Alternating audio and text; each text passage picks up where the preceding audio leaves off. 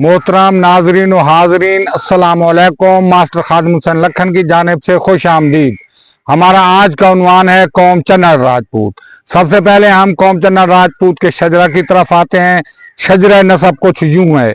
Number 1 हजरत आदम अलैहिस्सलाम, number 2 हजरत नूह अलैहिस्सलाम, number 3 हजरत हाम अलैहिस्सलाम बलकब अबुल सियाह, नंबर 4 महाराज चंदर, नंबर 5 महाराज बुद्ध, नंबर 6 महाराज परवुरदा सरदार हिंद, नंबर 7 महाराज पोरो उर्फ महाराज पमार, नंबर 8 महाराज जादू पमार, नंबर 9 महाराज भट्टी अव्वल, नंबर 10 1100-1200 साल कब्बल मसीह कृष्ण जी महाराज भगवान चंदर बंसी भट्टी राजपूत, नंबर 11 राजा गाज सपैर भट्टी राजपूत हाकिम अफगानिस्तान, नंबर 12 राजा सालबान भट्टी राजपूत हाकिम रियासत सियालकोट, नंबर 13 राजा बुलंदमल भट्टी राजपूत हाकिम रियासत लाहौर, नंबर 14 राजा भट्टी हाकिम रियासत सियालकोट, नंबर 15 राय संधेला भट्टी राजपूत हाकिम रियासत यजमान, नंबर 16 राय संधेला भट्टी राजपूत के बेटे हजरत अमादुद्दीन अलमरूफ चन्नर पीर साईं।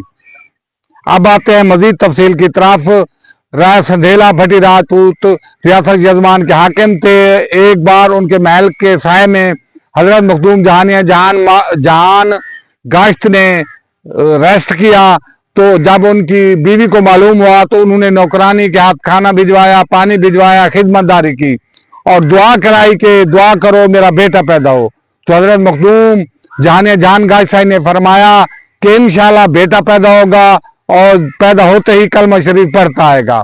तो कुछ अरसा बाद हाकिम रियासत यजमान के घर एक लड़का पैदा हुआ जो कलमा शरीफ पढ़ने लगा।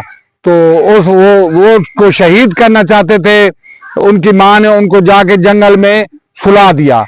तो कुछ अरसा बाद माँ देखने गई तो चन्नर पीर साईं चन्नन की लकड़ी के पिंजूड़ू में झूला झूल रहे थे, जिस वजह से लफ्ज चन्नन की लकड़ी की वजह से उनके भाइयों की औलाद चन्नर मशहूर हुई, क्योंकि हजरत अमादुद्दीन अलमरूफ चन्नर पीर साईं ने शादी ना की थी। रियासत आदम के राजा आदम खान चन्नर आपके भतीजे थे। वस्सलाम, खुदा हाफिज।